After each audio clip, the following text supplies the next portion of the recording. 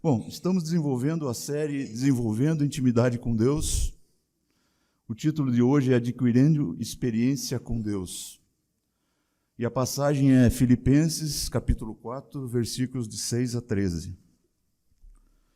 Sabe, irmãos, esse título, Adquirindo Experiência, me faz pensar em um processo contínuo de aprendizado.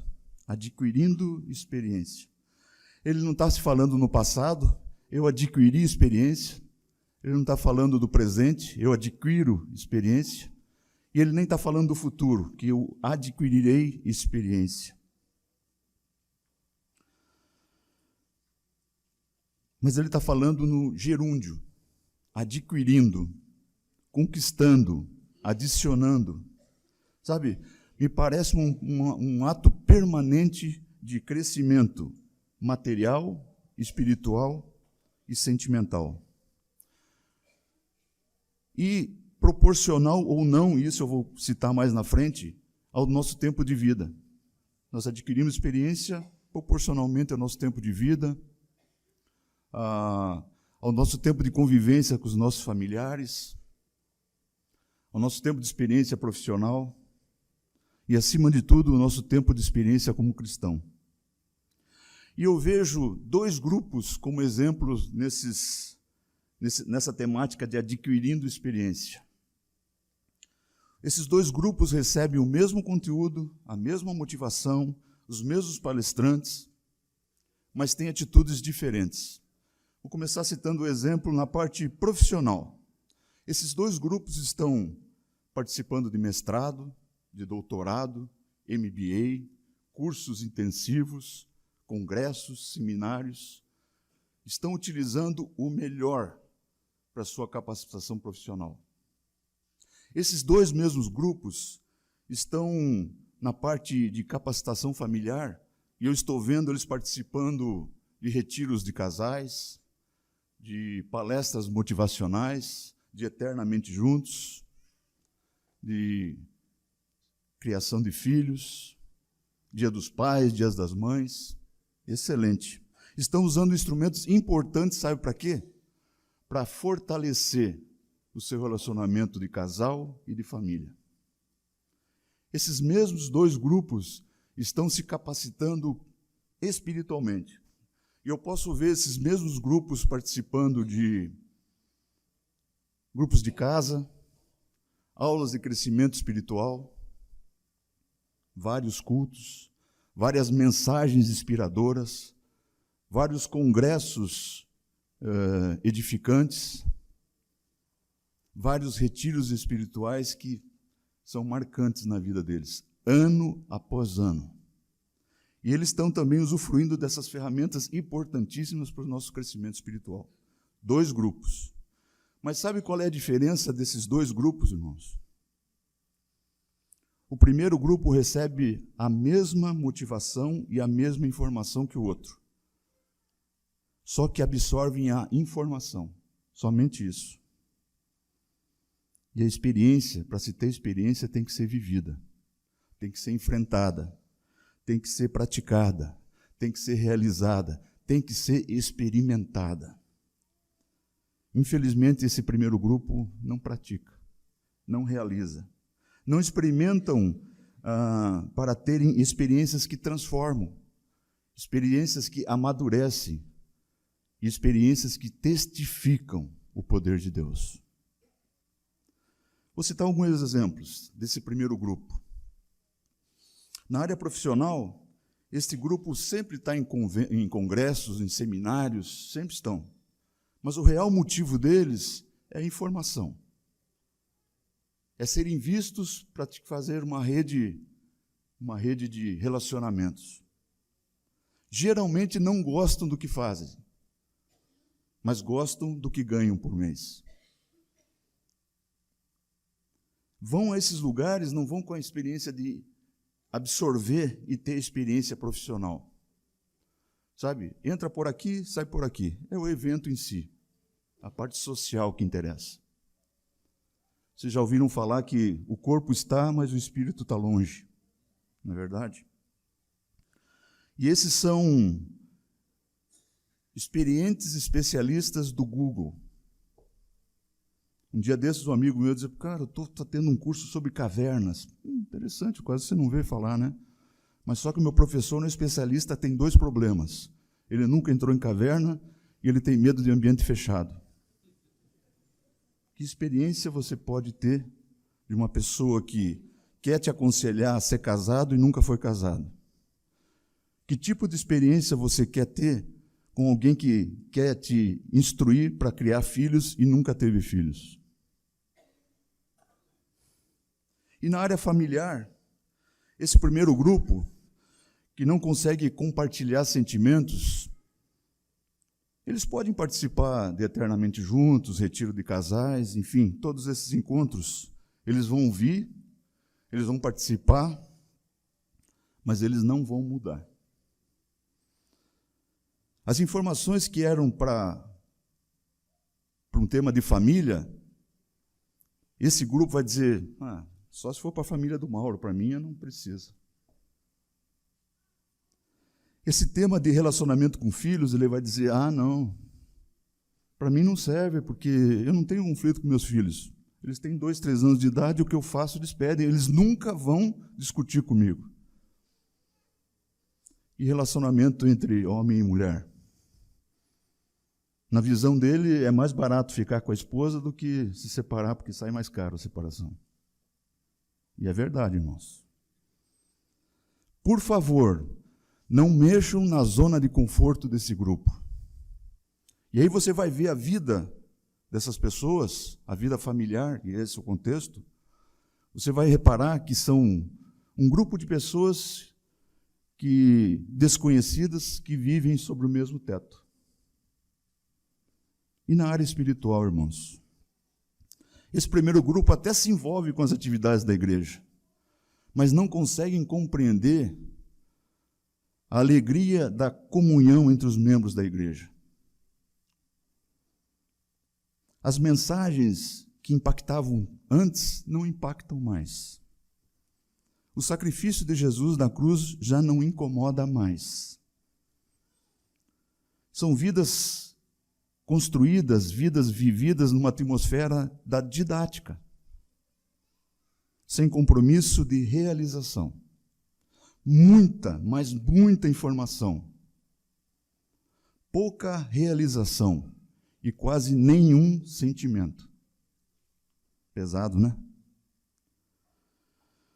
Mas também nós temos o segundo grupo, que foi exposto ao mesmo conteúdo, aos mesmos palestrantes, aos mesmos ambientes de motivação, só que eles encaram esse adquirindo experiência com Deus de uma outra forma.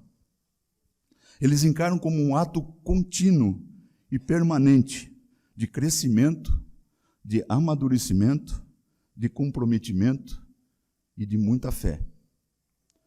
E eu queria fazer um parênteses aqui, porque eu conheço muitos que estão aqui presentes e que têm essas qualidades, muitos aqui, e que me inspiram a viver essa experiência. Eu conheci antes a qualidade de vocês do que a qualidade do nosso exemplo bíblico, que é Paulo o apóstolo. Eu vivi primeiro com a atitude de vocês, com a experiência de vocês, antes de conhecer as atitudes, as qualidades de Paulo. Eu conheci a palavra nas atitudes de vocês antes de conhecer realmente a palavra. E isso que me conquistou. O apóstolo Paulo, preso em Roma, escreve uma carta aos filipenses, porque a igreja de Filipe estava sendo perseguida, muitos ansiosos, briga entre as mulheres, a saúde de Epafrodito, enfim, uma série de problemas. E ele começa assim, no capítulo 4 de Filipenses, versículos 6 e 7, dizendo: não andem ansiosos por coisa alguma, mas em tudo, pela oração e súplicas e com ação de graças. Apresente seus pedidos a Deus, e a paz de Deus, que excede todo o entendimento, guardarão o coração e a mente de vocês em Jesus Cristo. Sabe, é tão bom, ou é tão restaurador a gente ouvir assim: não ande ansioso por coisa alguma. São duas frases que me impactuam. Estou orando por você e não ande ansioso por coisa alguma. Mas sabe que esse mandamento é seríssimo, irmãos. Porque se a gente andar ansioso, triste, depressivo, cada vez mais nós vamos nos distanciando de Cristo. Porque a gente vai absorvendo tantos esses problemas, e o que é o mais importante, focar em Cristo, a gente está deixando vazar pelas nossas mãos, pelas nossas preocupações. Por isso, Paulo deixa bem claro que não existe motivo algum para que as pessoas fiquem ansiosas. Não há motivo algum. Mas claro que todos nós somos ansiosos, somos preocupados, nos entristecemos, faz parte da nossa natureza. E eu garanto também que Paulo, quando ouviu a voz de prisão, se angustiou.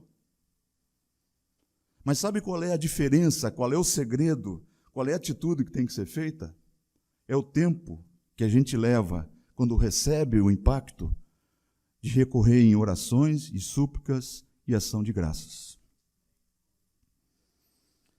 Para que a gente possa pedir livramento, para que a gente possa pedir salvação, para que a gente possa pedir coragem e a fé necessária, para que a gente possa enfrentar todos esses problemas e deixar Deus agir. Uma vez eu participei de um encontro em Atibaia, e um dos missionários, ou evangelistas, contou a história dele, da vida dele.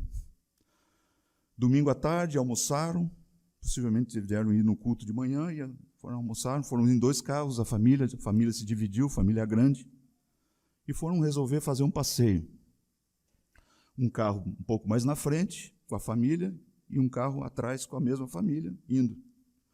Aí tem vamos dizer, uma lombada, o primeiro carro vai, e o outro em seguida, logo depois vai. Quando o segundo, entra na reta, no platô, ele vê uma cena de guerra. Isso quem está falando viveu isso. Ele vê a sua família espalhada no asfalto. O motorista da frente foi contra o sol e se perdeu e capotou o carro. E ele vê filho, esposa, filha, pai, no asfalto. Alguns perderam alguns membros, outros faleceram. E sabe o que veio na cabeça dessa pessoa quando viu aquele momento de desespero, de total infelicidade? E que me marcou, e eu quero transmitir, não essa informação, mas essa experiência para vocês. Ele queria Deus. Onde está Deus aqui agora? Onde está Deus? Mas não para cobrar, não para enfrentar, não para discutir, mas sentir a mão amorosa, poderosa de Deus naquele momento.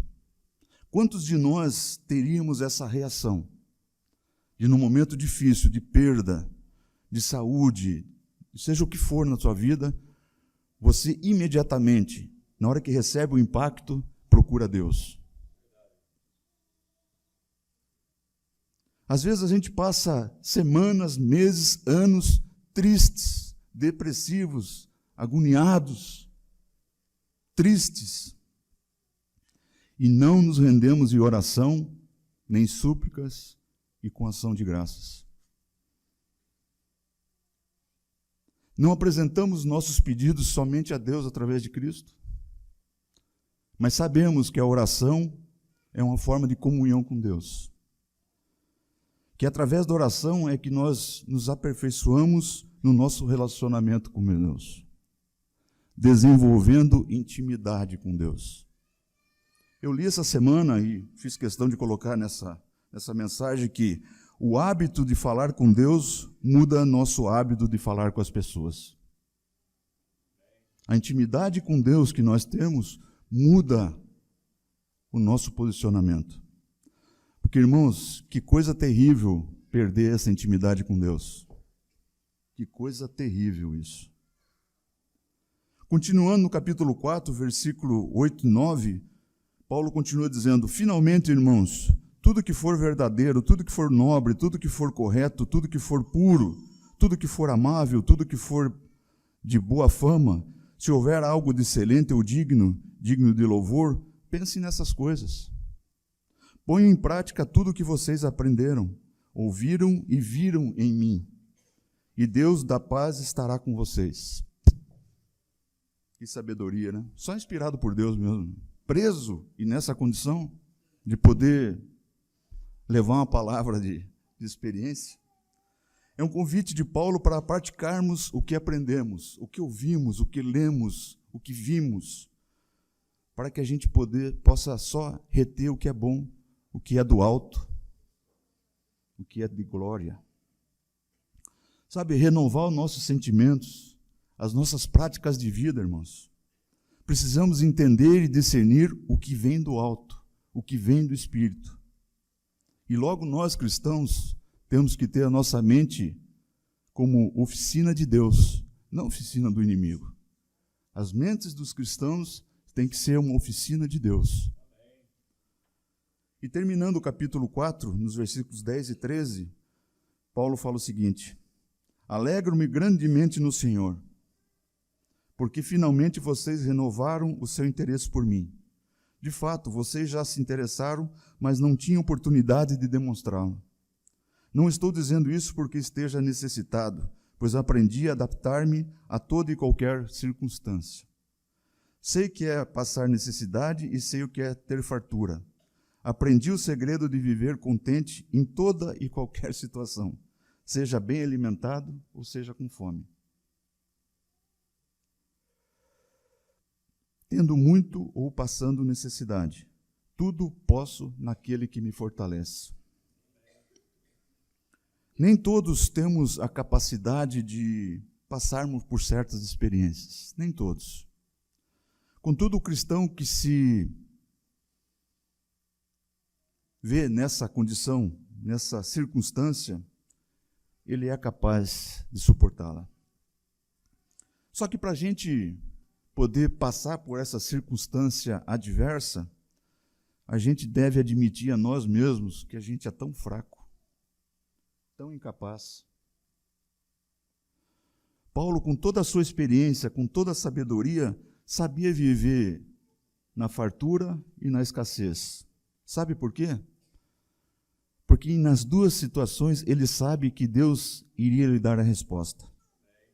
E com essa sabedoria ele pode dizer: posso todas as coisas naquele que me fortalece. Mas Deus, na sua misericórdia, sabe a necessidade que temos de viver circunstâncias. Sabe também que nós temos que ir adquirindo experiência com Ele. E quando a gente é experimentado, é aí que vai mostrar a nossa fraqueza. É aí que nós vamos perceber o quanto nós somos frágeis. E então, reconhecendo essa fragilidade, essa fraqueza, a gente está reconhecendo que nós somos dependentes de Deus e da sua infinita graça. E eu quero terminar dizendo o seguinte: e a paz de Deus, que excede todo entendimento, guardará os vossos corações e os vossos sentimentos em Cristo Jesus. Que Deus seja louvado na experiência vivida por vocês. Amém.